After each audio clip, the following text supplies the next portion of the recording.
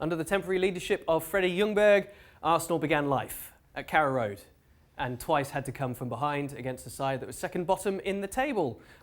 Taking a look at the table, Shaka, it's now Arsenal in 8th, thanks to those 2 goals from Aubameyang, answering the strikes in the first half from Pukki and also Cantwell. There was a bit of controversy about the penalty, but all in all, what did you make of Freddie Ljungberg's? Let's start with the team selection. Odd is about as best I can put it.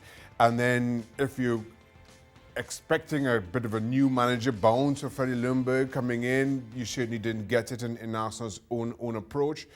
And again, this Arsenal performance leaves you feeling underwhelmed about so much with Arsenal outside of Aubameyang, who continues to be fantastic. Thank goodness for Arsenal.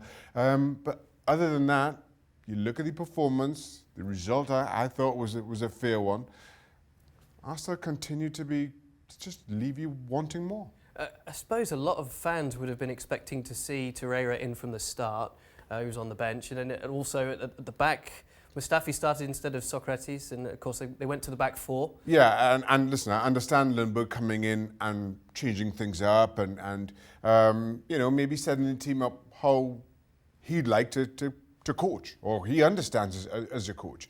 And with an understanding, not a great deal. Listen, he's been at the club, continues to work with the youth, but he's got to spend a little bit of time with the first team in training ground now and make some of those adjustments. But then as this game goes on and you realise that Arsenal aren't playing particularly well and as you mentioned, having to come from behind a couple of times, you think he'd turn to some of the more noted faces.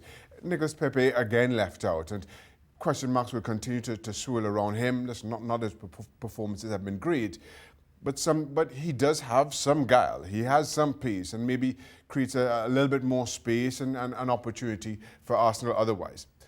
All that being said, as I watch Arsenal play here, Arsenal defensively are an absolute disaster. And I don't know how Arsenal continues to play this way. I don't understand how you have, you assume talented players, you assume experienced players, you have a coach on the sideline who knows the Premier League and knows what Arsenal are about, knows great Arsenal defences as well, yet simply allows players to just stroll around without marking, which is the amazing thing for me. And listen, I know I may be going off on a little bit of a tangent here, but we've had discussions around set pieces and zonal marking, which I absolutely hate because I feel it takes players away from any kind of responsibility. I'm not responsible for a player anymore, I'm responsible for a position on the field. And I feel that seeps into a player's mindset, or can seep into a player's mindset. If you look at Arsenal against Norwich today, that is zonal marking all over the park. I am amazed at how players track back without ever being within touching distance of an opponent. The Pukki opening goal is a perfect example for it. He picks the ball up. There are no less than 5 Arsenal players in the shot and nobody within 8 yards of him. And he's allowed to just control the ball, pick his head up, and whip a ball into the far post. This is a player who started the season brilliantly, so you know he's a good finisher, been going through a little bit of a slump, so maybe he's having some own confidence challenges right now. So what do? I allow him the freedom of the park, some 20 yards out, to pick his spot. And that was Arsenal's defensive strategy all game long. And as I mentioned from the top, thank goodness you've got a player like Aubameyang. Otherwise, never mind the slide that they're on now, it would be a whole lot worse as we sit right today. It seems like a team that's not only been sort of built in terms of players being brought in for a particular job. It's been built on theory. It's also a team that's basically been set up in theory. The zonal marking you're talking about, basically the thought that, well, the defence can take care of itself, so all I'm going to do is rely on the attacking players to do what I know they can do, which is outscore the opposition, and we'll take our chances at the back, as opposed to getting those attacking players to buy into a team ethic that's going to compete physically in the Premier League. Well, I think Arsenal have attacking players, and my problem with Arsenal and how they progressed this season, and looking at the transfer policy over the course of the summer, and I know Ljungberg isn't to blame for that, but I felt that Emery thought everybody's going with an attacking three. That's what I'm going to do. So he brings in Nicolas Pepe, who I still believe is a very talented player. But you bring in Nicolas Pepe, and I thought the front three would be Aubameyang, Lacazette, and Pepe.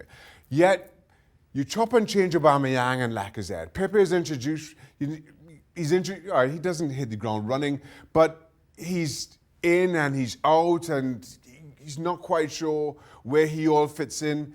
At the same time, no attention is paid to what's going on in the back. Just before the transfer window closes, oh yeah, we need a defender. You go out and you buy David Luiz. He was never going to be the solution for Arsenal at the back. And then at the midfield, Torreira's playing well. He's in and out of the team. Granit Xhaka continues to be as haphazard and as indisciplined as ever. And now all of a sudden, in a team that was supposed to be built around a front three and the attacking strength of those three, you're chopping and changing that three, and nobody else knows what their real position is. Nobody else is when you think of great Arsenal teams, nobody else even gets onto the bench of one of those teams, in all honesty. And as a result, what you have is sometimes you outscore the opponent, more times than not, you don't. And you have these struggles that Arsenal have endured all season long. Okay, so Ljungberg doesn't get off to a flyer. It's now 6 games in the Premier League in a row without a win for Arsenal. That's the first time that's happened since 1994, 25 years and counting.